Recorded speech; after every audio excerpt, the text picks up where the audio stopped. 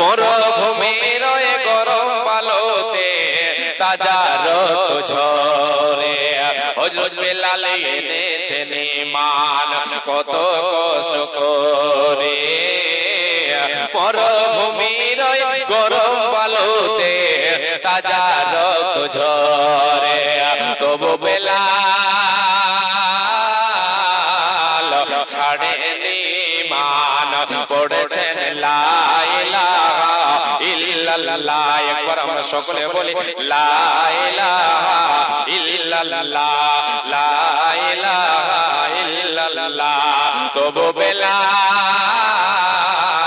ছাড়েনি ঈমান পড়েছেন লা ইলাহা ইল্লাল্লাহ দেখো কেমন ঈমান এনেছেন নবীর সাহাবারা হযরত খুবাইব এনেছেন ঈমান হযরত আব্বাব এনেছেন ঈমান কত কষ্ট করে আগুনের আগুনার উপরে তাজা মাংস ঝরে পিছন হতে তাকালে পরে দেখা যেত বুকের সিনা দেখো কেমন ঈমান এনেছেন নবীর সাহাবারা হযরত হানজালা এনেছেন ঈমান কত কষ্ট করে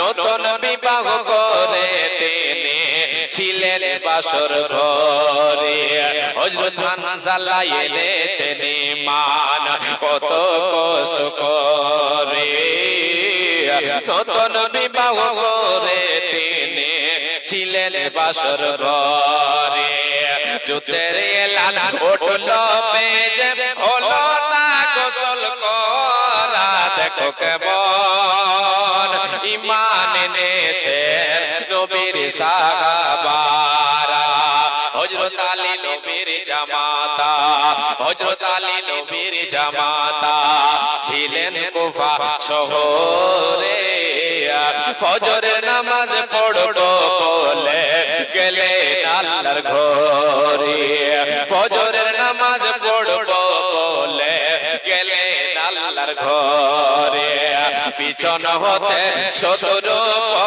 পক মারলো তারে ছোরা দেখো কেমন ঈমান এনেছেন নবীর সাহাবারা লিল্লাহি তাকবীর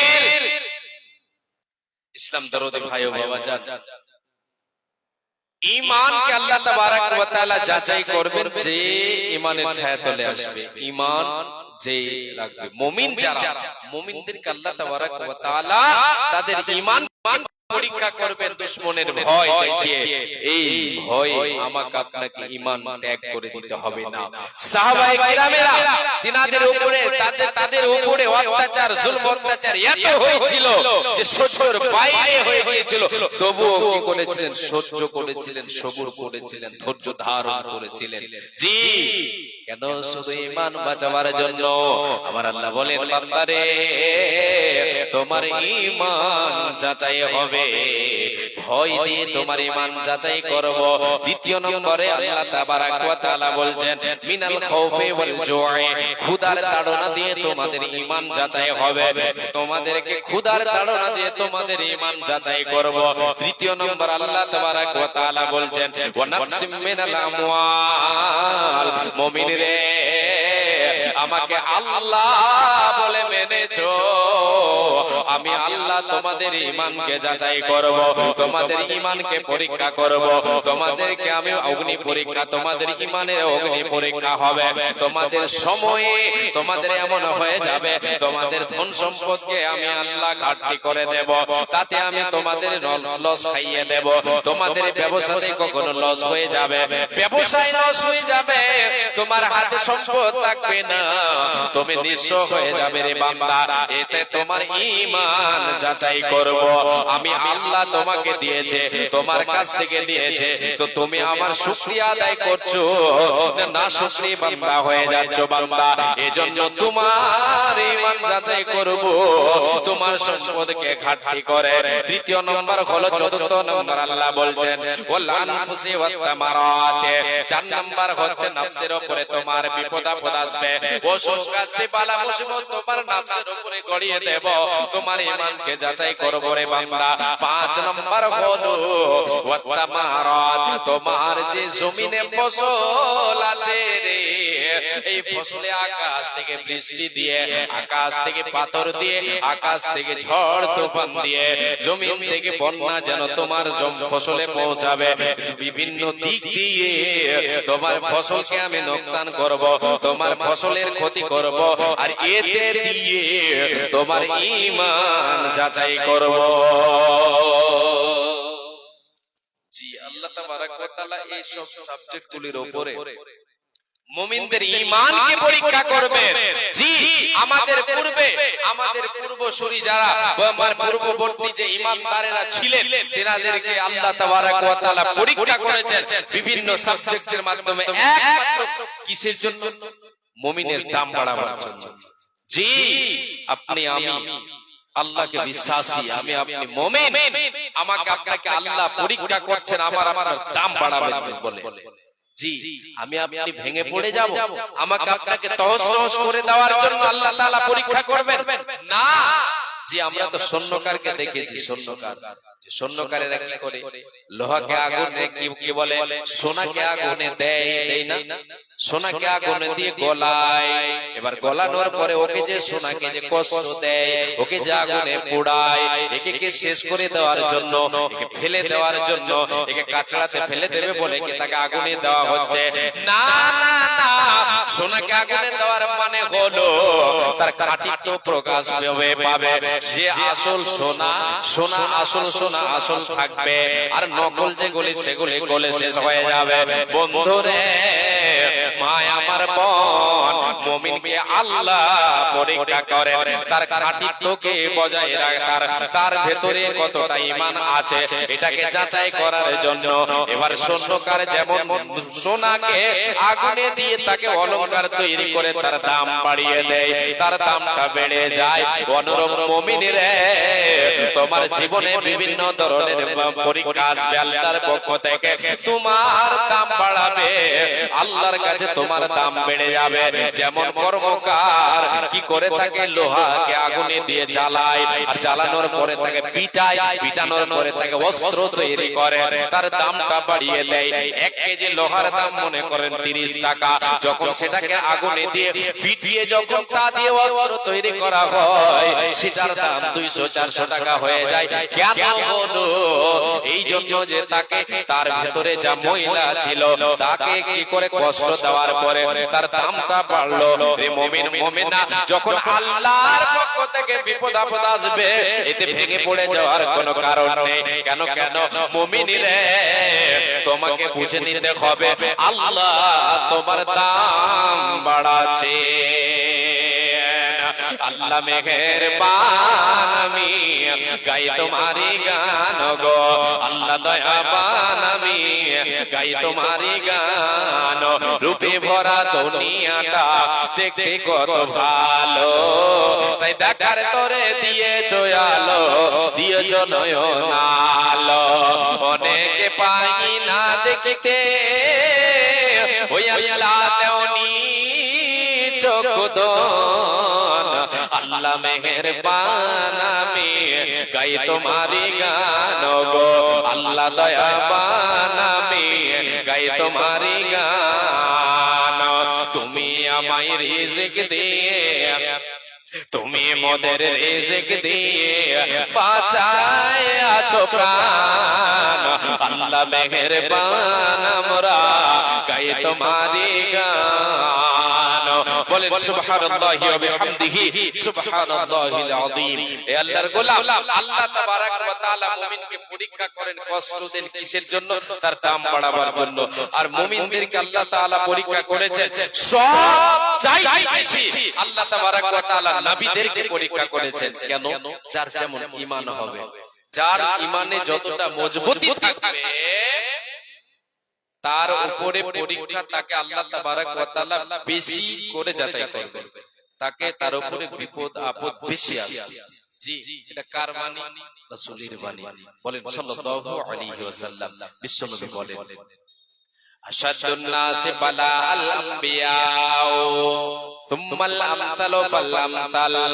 হে উম্মাত, উম্মতিরা শোনো, সব চাইতে পৃথিবীতে যতগুলো মানুষ রয়েছে রে, পৃথিবীতে যত মানুষ রয়েছে সমস্ত মানুষের চেয়ে আল্লাহ তাবারক ওয়া তাআলা পয়গম্বরদের উপরে, নবী এবং রাসূলদের উপরে সবচাইতে বেশি বিপদ আপদ তাদের উপর দিয়ে গড়িয়েছেন, তাদেরকে পরীক্ষা করেছেন বেশি, বালা মুসিবত তাদেরকে গ্রাস করেছে বেশি।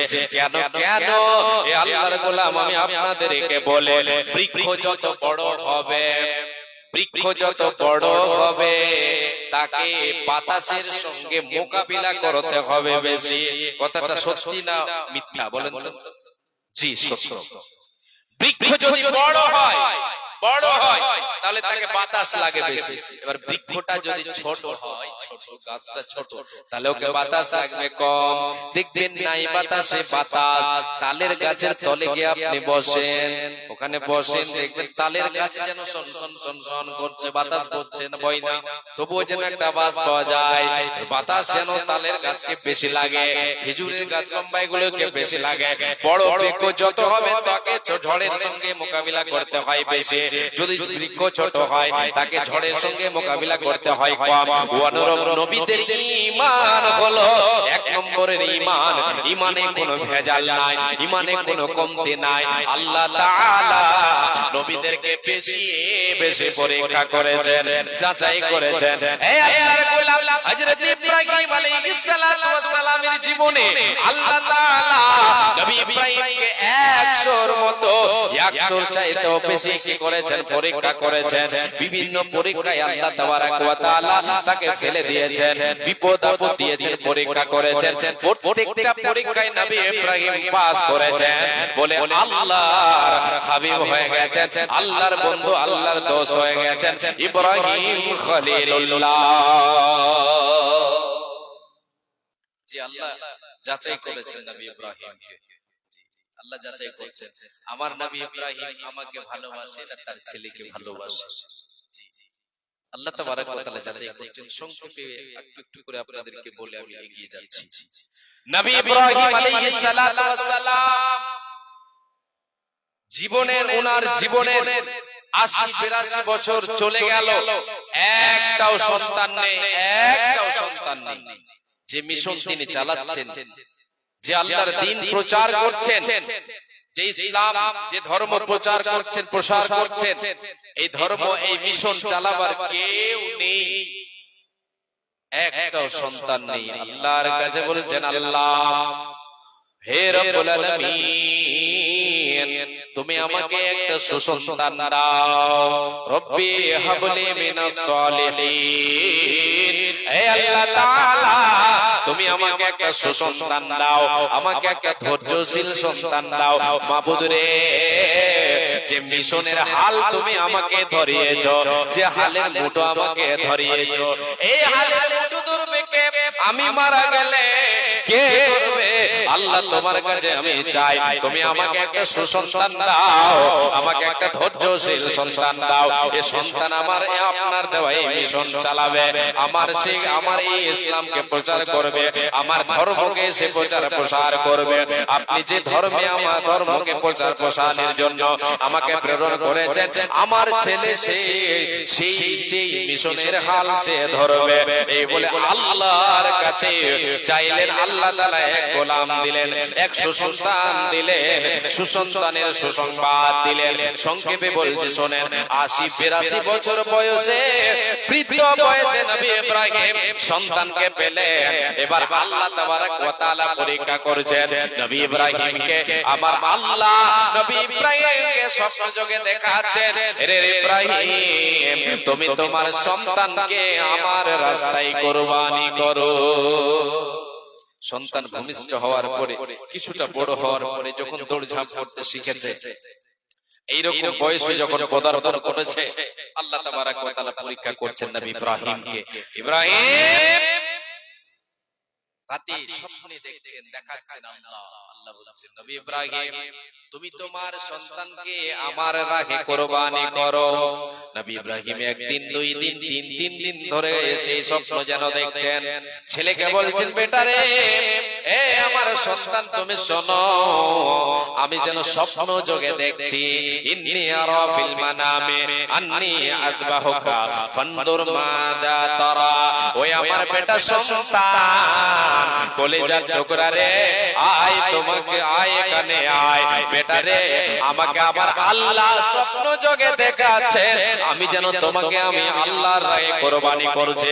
বেটা, এই ব্যাপারে তোমার মতামত কি, তোমার পরামর্শ আমি চাই। এতে তুমি রাজি আছো না রাজি আছো না তুমি নারাজ আছো?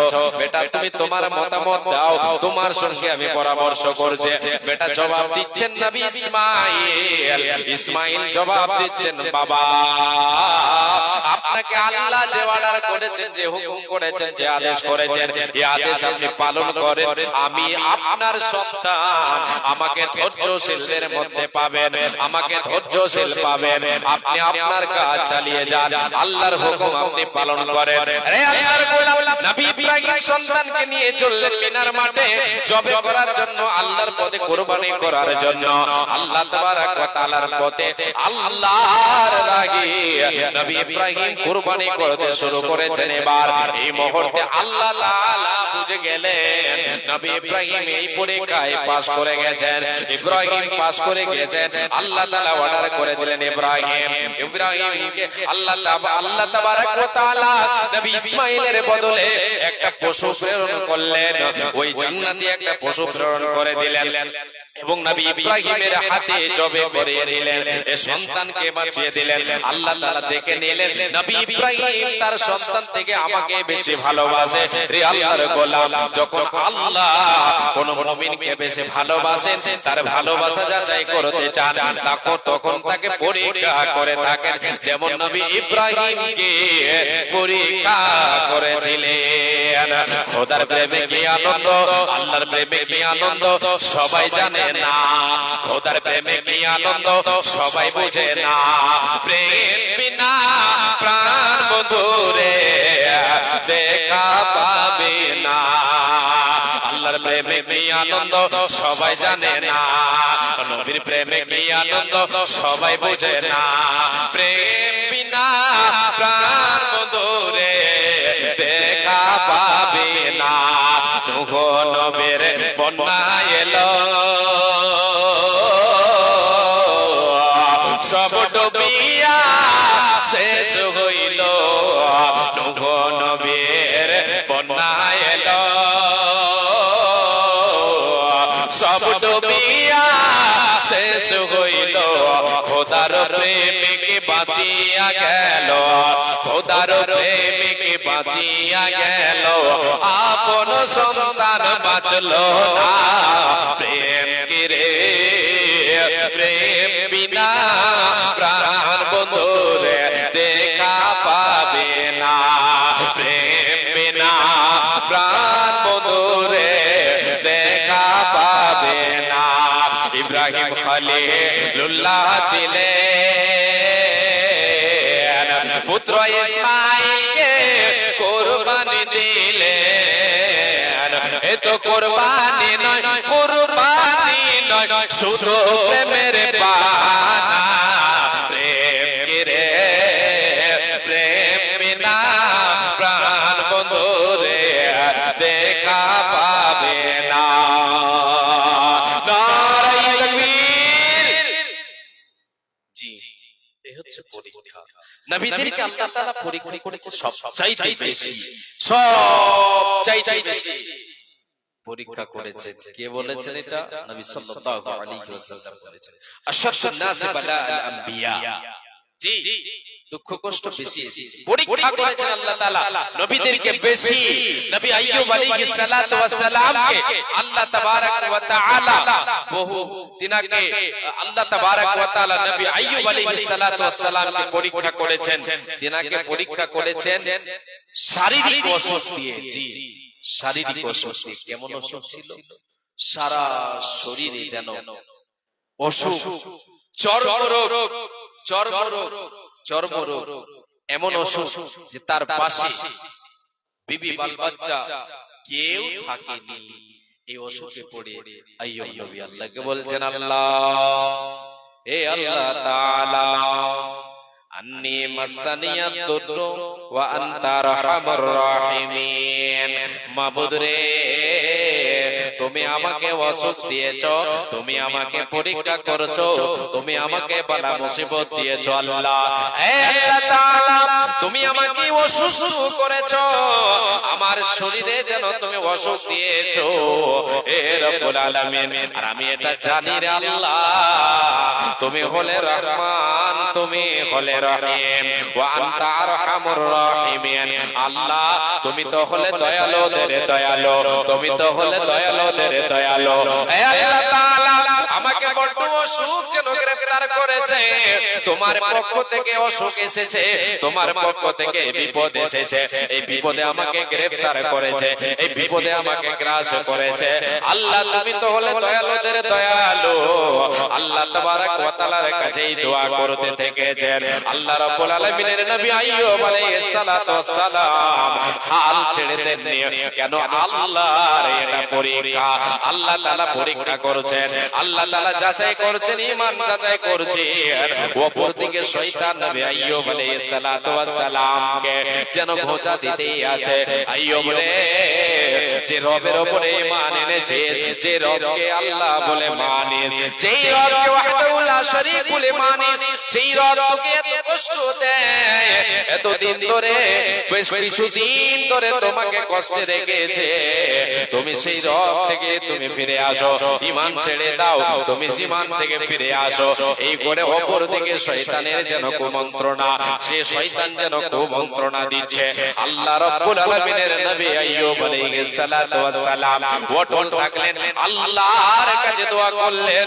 এমন অবস্থা হয়ে গিয়েছিল, নবী আইয়ুব আলাইহিস সালাতু ওয়াস সালামের ছেলে মেয়ে সবাই যেন দূর হয়ে গেছিল, সবাই দূর হয়ে গিয়েছিল, আত্মীয় স্বজন সবাই ছেড়ে দিয়েছিল।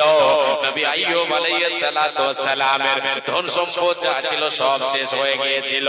আল্লাহ তাবারাক ওয়া তাআলা নবী ইব্রাহিম, নবী আইয়ুব আলাইহিস সালামকে যাচাই করলেন। শেষ পর্যায়ে দেখলেন আইয়ুব নবী ধৈর্যের প্রতীক হয়ে থাকলেন, ঈমানের উপরে অটল থাকলেন। আল্লাহ তাআলা আবার সব ফিরিয়ে দিলেন, যা তারা হারিয়ে গিয়েছিল, বিবি বাল বাচ্চা সব কিছু ফেরত দিয়ে দিলেন, ডবল ডবল হয়ে গেল।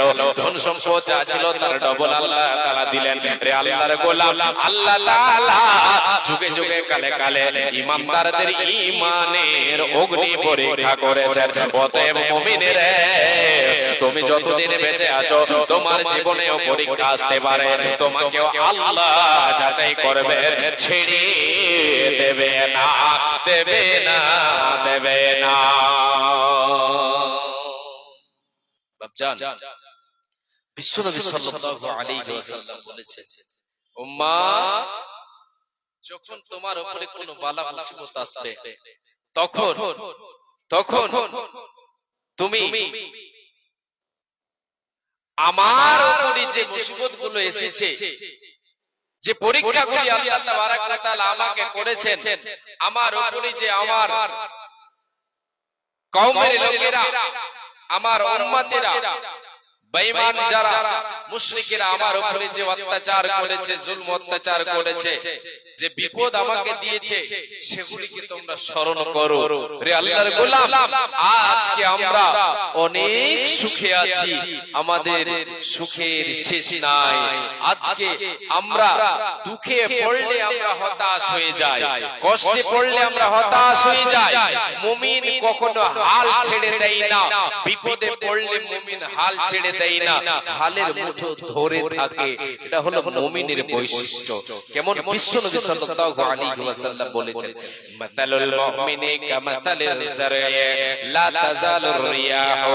আল্লাহর নবী বলেন, মুমিনের উপমা হলো গম গাছের মতো। কিসের মতো? গম গাছের মতো। মুমিনের উপমা হচ্ছে গম গাছের মতো।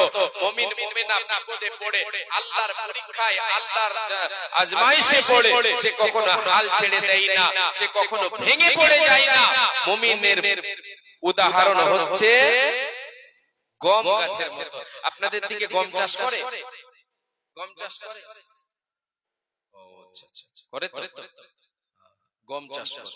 দেখবেন বিশ্বনবী সাল্লাল্লাহু আলাইহি ওয়াসাল্লাম বলেছেন, মুমিনের উপমা হচ্ছে গম গাছের মতো। কেমন? গম গাছকে হাওয়ার চাপে যখন হাওয়া আসে, পূর্ব দিক থেকে যদি হাওয়া দেয়, গম গাছ পশ্চিম দিকে নুয়ে পড়ে, ভেঙে পড়ে যায় না। যখন পূর্ব দিক থেকে হাওয়ার চাপ দিয়ে পশ্চিম দিকে ঢলে পড়ে, ভেঙে পড়ে যায় না। পশ্চিম দিক থেকে যদি হাওয়ার চাপ আসে গম গাছে, তাহলে গম গাছটা কি করে? পূর্ব দিকে নুয়ে পড়ে, ভেঙে পড়ে যায় না। নবীজি বলেন, মুমিনের উপমা হলো এরকম সেম। মুমিনের উপরে যখন আল্লাহর পক্ষ থেকে আজমাইশ আসবে, আল্লাহ তাআলা যখন পরীক্ষা করবেন মুমিনকে, মুমিন গম গাছের মতো একটু নুয়ে পড়বে, কিন্তু ভেঙে পড়ে যাবে না, আবার সোজা হয়ে দাঁড়াবে, আবার জীবনের নতুন পাতা শুরু করবে, আবার সে হালের মুঠো ধরবে, কখনো মুমিন ভেঙে পড়ে যাবে না। আর যারা ফাজির, যারা বেঈমান, যাদের ভিতরে ঈমান মজবুত নাই, যারা বেঈমান, এদের উপরে যখন আল্লাহর পক্ষ থেকে বিপদ আসে, আল্লাহর পক্ষ থেকে এদের উপরে যখন আজমাইশ আসে, পরীক্ষা আসে, ওই পরীক্ষায়, ওই বিপদে, ওই পরীক্ষায়, ওই আজমাইশে সে ভেঙে পড়ে যায়। ওই আল্লাহর নবী সাল্লাল্লাহু আলাইহি ওয়াসাল্লাম বলেন, ওই মুমিনের, ওই কাফের বেঈমানের উপমা হলো, কি বলে, এক গাছ, সে আরজা গাছের নাই। আরজা এক প্রকার গাছ, এটা হাওয়ার চাপে যখন হাওয়া আসে, হাওয়ার চাপে সে সোজা হয়ে দাঁড়িয়ে থাকে, সে নুয়ে পড়ে যায়, এমনটা নয়। হাওয়ার চাপ যখন তাকে দেয়, সে থামতে না পেরে সে ভেঙে পড়ে যায়। অনুরূপ যারা বেঈমান, যাদের ঈমান নেই, এরা ভেঙে পড়ে যায়। আল্লাহর আজমাইশে, আল্লাহর পরীক্ষায় সোজা হয়ে দাঁড়িয়ে থাকতে পারে না, এরা ভেঙে পড়ে যায়। কিন্তু মুমিন ভেঙে পড়ে না। এরা কি করে? গম গাছের মতো, যদি তার কাছে বিপদ আসে, বিপদে সে কি করে? ধৈর্য ধারণ করে, আবার সে বিপদ থেকে যে ভেঙে না পড়ে, সে সোজা হয়ে দাঁড়ায়, জীবনের নতুন পাতা শুরু করে, আবার সে যেন জীবনের নতুন পাতা, নতুন হাল যেন ধরে, সে যেন দুনিয়ায় চলাফেরা করে। যে মাটিতে পড়ে লোক ওঠে তাই ধরে, পারে হতাশ হয়ে কোথায় মরে। যে মাটিতে পতিত তবু ছাড়িব না হাল, আজকে বিফল বলে হতে পারে কাল। মুমিন জানে যে আজকে এই বিফল, আমার কষ্ট, আমার উপরে দুঃখ, আমার উপরে কষ্ট, আমাকে আল্লাহ পরীক্ষা করছেন। আজকে ফল না পেলে কালকে ফল এর অবশ্যই পাবো। রে আল্লাহর গোলাম, আল্লাহ তাবারক ওয়া তাআলা তিনি তিনার পক্ষ থেকে বিপদ আপদকে, আর আমাকে আপনাকে আল্লাহ তাবারক ওয়া তাআলা তিনি তিনার পক্ষ থেকে বিপদ আপদ পাঠিয়ে, বালা মুসিবত পাঠিয়ে যাচাই করেন। জি, আল্লাহর আদেশ ব্যতীত আমার আপনার কোনো ক্ষতি কেউ করতে পারে না।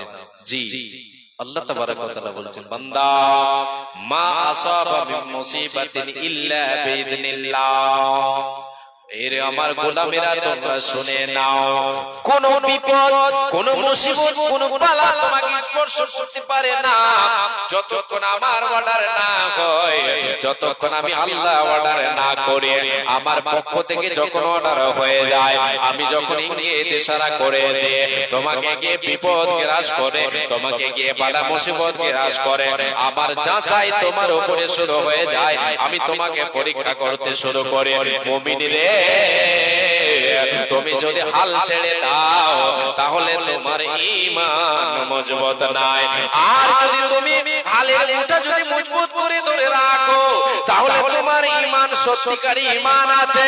আর এর বিনিময় আল্লাহ তাবারাক ওয়া তাআলা বলছেন ওয়া বাশশিরিস সাবিরিন, যারা ধৈর্য ধারণ করে থাকবে, ধৈর্যের বাঁধকে ভাঙবে না, ধৈর্য ধারণ করে অটল থাকবে, পরীক্ষায় পাস করে যাবে, এদের জন্য আল্লাহ বলছেন মুমিন রে তোমার জন্য জান্নাতের সুসংবাদ।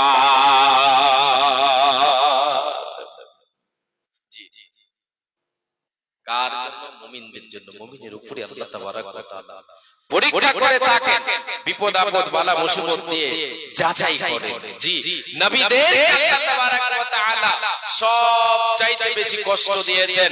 বিশ্ব নবী সাল্লাল্লাহু আলাইহি ওয়াসাল্লামের জীবন কাহিনী যদি শুনেন তাহলে আপনার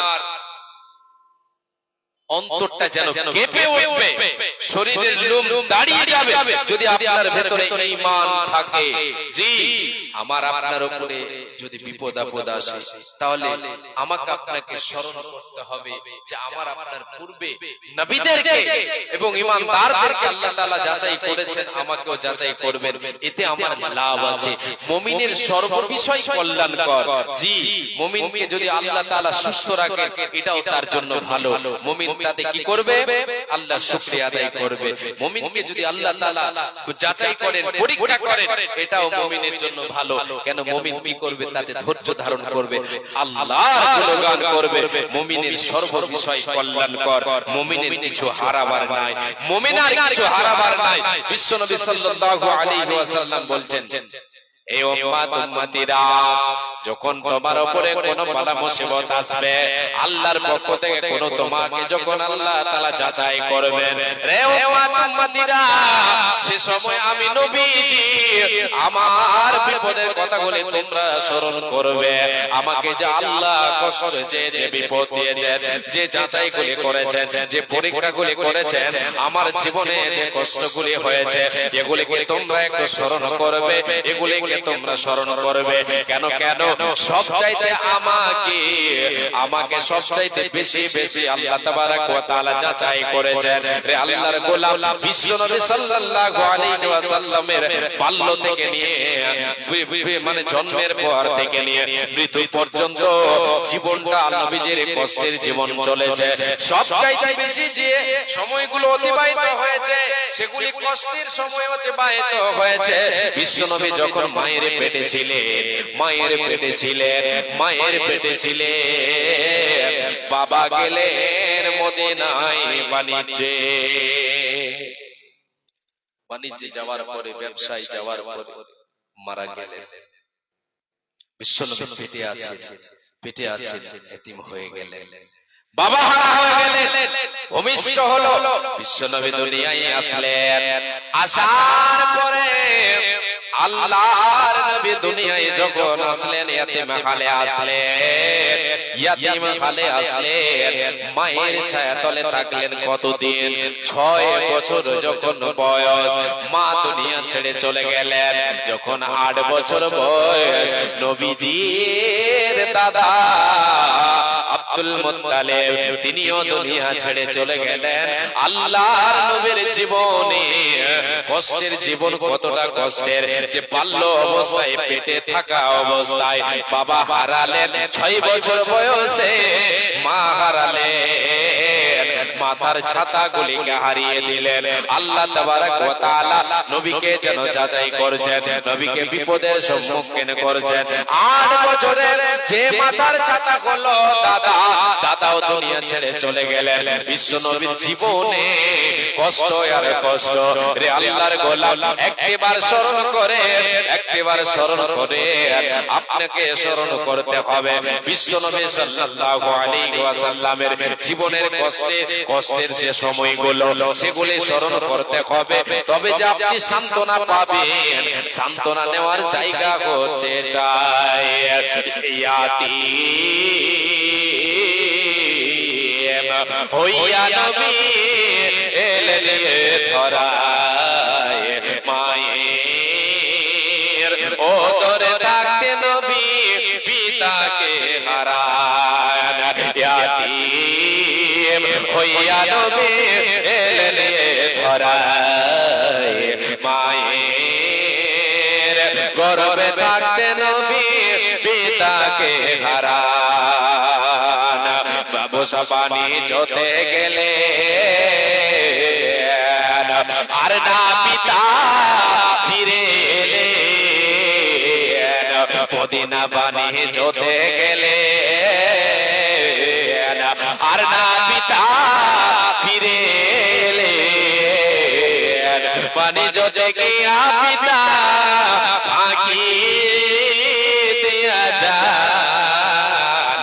ইয়াতীম হইয়া নবী এলেন ধরায়, ইয়াতীম হইয়া নবী এলেন ধরায়।